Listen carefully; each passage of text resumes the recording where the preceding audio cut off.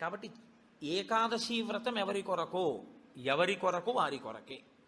ఈ వ్రతం మాత్రం నా భార్య కొరకు నా పిల్లల కొరకు కాదు.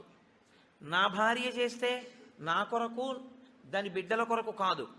నేను చేస్తే నా కొరకు, నా భార్య చేస్తే తన కొరకు, నా పిల్లలు చేస్తే వారి కొరకు.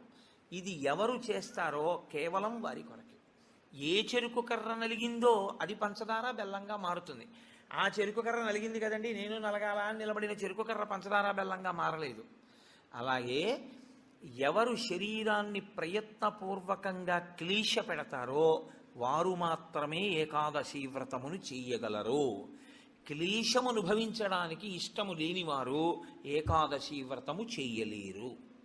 అందుకే ప్రతి శుక్లపక్షంలో ఈశ్వరుడు కృష్ణపక్షంలో ఏకాదశి తిథిని ఎందుకు నిర్ణయం చేశాడు?